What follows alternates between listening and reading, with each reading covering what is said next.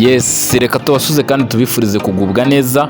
Mwe mwese mukomeje kugenda mwibanira natwe muri gahunda z'amakuru abajya atandukanye, amakuru bari kuvuga mu Rwanda, mu Burundi ndetse n'ahandi hose ku isi. Wakibaza ngo rero tugiye kukugezaho aya makuru, tugiye kugezaho amakuru bari kuvuga mu gihugu cya Amerika, cyangwa se amakuru ari kuvuga ku mugabane wa Amerika. Ni ibintu byagiye bibaza abatari bakeya, ni ibintu bikomeje kugenda bivugaho n'abantu batari bakeya ndetse n'ibitangazamakuru bigiye bitandukanye.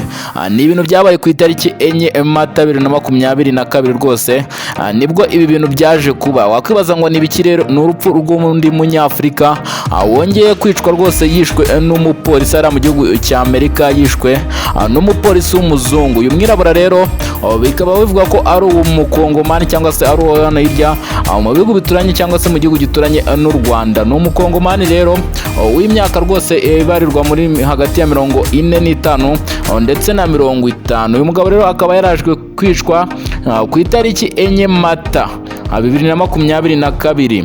Bakaba bamwita rero Patrick Roya, akaba ari umwirabura wabaga mu gihugu cya Amerika, ufite abana babiri cyangwa se ufite umuryango w'abana babiri ndetse n'umugore. Akaba yaraje kwicwa n'umupolisi w'umuzungu. Ni ikintu rero cyakomeje kugenda kivugwa n'abantu batari bakeya. Ibi rero wakwibaza ngo niki cyabiteye? Bibaye nyuma y'urupfu rw'umuntu mwirabura nawe witwa George Floyd, waje kwicwa rwose mu mwaka w'2020. Ni Gicurasi rwose. Uyu mwirabura nawe nibwo yaje kwicwa. Ni nyuma y'imyaka 2 rero nibwo Patrick Roya nawe aje kwicwa muri ubwo buryo. Rero ni ku itariki 4 Mata nibwo yaje kwicwa n'umupolisi, ndetse neza nk'uko byagendekeye George Floyd. Umupolisi yari yamupfukamye ku ijosi mu minota igera ku 8. Uyu rero Patrick Roya we byari bimeze gute? Ngo ni nyuma y'uko uyu mugabo Patrick Roya aparitse imodoka ye, hanyuma mu kuyivamo asanga umupolisi w'umuzungu ahagaze ku muryango we, atangira kugenda amutuka cyangwa se amwaka ngo ibyangombwa bye, ari nako amutonganya bitewe n'uburyo rero ngo yarabimubwiyemo nawe yarabimwimye. Hanyuma uwo mupolisi ahita amusimbukira amufata ku gikanu ndetse amupfukama ku ijosi iminota itari mikeya, ari nabwo yaje gukuramo imbunda yo mu bwoko bwa pisto aramurasa. Ibi rero byaje kuba ku itariki rwose 4 Mata. Wakibaza rero niki igikurikiye rero ni imyigaragambyo y'abirabura ndetse n'abaranira uburenganzira bw'abirabura hariya muri Amerika, bakomeje kugenda bavugaho ibintu bigiye bitandukanye. Akaba ari imyigaragambyo rwose yagiye igaragara mu gihugu cya Amerika, muri leta zigiye zitandukanye, bagaragaza ko bakeneye uburenganzira bw'abirabura, aho bagiye bavuga amagambo agiye atandukanye ku byapa bari bafite ndetse n'amagambo bagendaga bavuga. Gicurasi rero mu mwaka wa 2020 nibwo rwose George Floyd yaje kwitaba Imana nawe muri ubu buryo, yishwe nawe n'umupolisi cyangwa se yishwe n'umupolisi witwaga Derek Chauvin. Ni umupolisi rero w'umunyamerika waje kuba yamwica. Urubanza rwe rero rwaje kuba rwaburanishwa se cyangwa rwaburanishwa ku itariki ya 29 Werurwe 2021. Akaba urwo urubanza rwaje kuba rwaburanishwa ndetse uyu mupolisi agahamwa n'icyaha cyo kwica ku bushake uyu George Floyd ndetse aza gufungwa.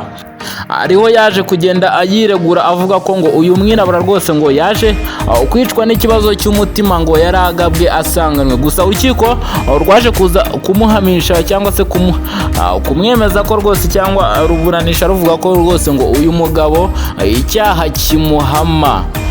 Rero Patrick Roya ni umunyakongo, niwe twababwira ko waje kwicwa rwose ari mu gihugu cya Amerika. Akaba nyuma y'urupfu rwe rero imyigaragambyo y'abantu bagiye batandukanye muri leta zigiye zitandukanye ikaba iri kugenda igaragara muri Amerika. Abantu bagenda bavuga ibintu bigiye bitandukanye, bavuga ati nta butabera nta mahoro. Akaba ari ibyapa bakomeje kugenda bafite, ari byo ibintu byanditseho ndetse n'amagambo bakomeje kugenda bavuga, n'indirimbo bakomeje kugenda baririmba. Akaba ariyo magambo agenda yiganzamo bavuga ngo nta butabera nta mahoro, ati Black Lives Matter. Ni ibintu bakomeje kugenda bavuga rwose hariya. Guverineri Griti Watsman nawe yagiye agenda avuga ibintu bigiye bitandukanye, aho yakomeje kugenda atangaza ibintu bigiye bitandukanye kuri urupfu rw'umunyafurika cyangwa se kuri urupfu rw'umukongomani wabagara muri Leta Zunze Ubumwe za Amerika waje kwicwa n'umupolisi ahohotewe. Abantu batandukanye rero ku isi ndetse cyane cyane by'umwihariko muri Afurika mu gihugu cya Kongo bagiye bagaragaza ibitekerezo bigiye bitandukanye, bavuga ko abirabura bakwiye kuba bahabwa uburenganzira bwabo, ngo ndetse ko nabo ari abantu nk'abandi, ati kuba batandukanye ku ruhu nta kindi kintu rwose ngo cyaba kibatandukanya, kuko ngo iyo ni kara, ati rero ibara ry'uruhu ntabwo rikwiye gutuma abantu bahohoterwa bene kariya kageni cyangwa se bavutswa uburenganzira bwabo. Ni ibintu bikomeje kugenda bivugwaho n'abatari bakeya, haba ari muri Leta Zunze Ubumwe za Amerika, by'umwihariko muri Afurika ndetse no ku yindi migabane nka Aziya n'ahandi. Bikomeje kugenda rwose bigaragaza cyangwa se bifata indi ntera no mu binyamakuru bigiye bitandukanye, aho bakomeza kugenda bagaragaza ko rwose bababajwe n'uru rupfu rw'umwirabura rwose Patrick Roya. ngo twakomeje kugenda tubabwira rero, akaba ari umugabo wari ufite umuryango w'abana babiri ndetse n'umugore ari muri Leta Zunze Ubumwe za Amerika. Umugabo wikoraga akazi gasanzwe, akaba rero rwose aribwo yaje kwicwa n'uyu mupolisi.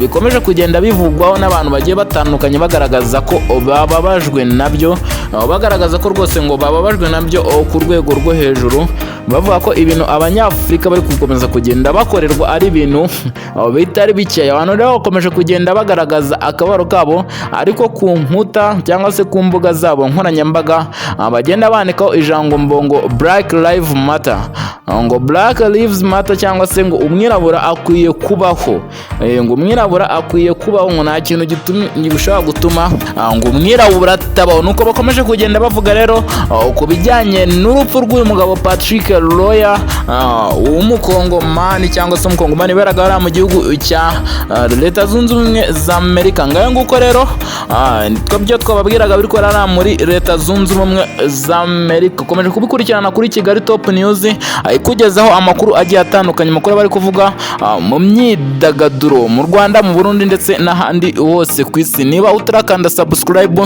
yikana n'iryo jambo ritukura kore kukazogera notification ijye ikugeraho ku gihe wabashe ko wayikanda, tukwizeza ko tutazayuma kukugezaho amakuru nk'aya, amakuru bari kugenda acaracara hirya no hino mu gihugu. Amaro n'imigisha rero ukomeze kugenda byibanira nawe mu mirimo igiye itandukanye bari kugenda ukora cyangwa se burimo kugenda rwose ukora kugira ngo ubuzima bukomeze kugenda bwenderera cyangwa se bumera neza. Natwe rero ntituzarimo kukugezaho amakuru aba ari kugenda avugwa mu bintu ibyo ari byo byose, ku buryo rwose uzajya uyabonera ku gihe, utiriwe ujya kuyashakisha. Ni buri gihe rwose uko ufunguye urubuga rwawe rwa YouTube niba wabashe ko ukana subscribe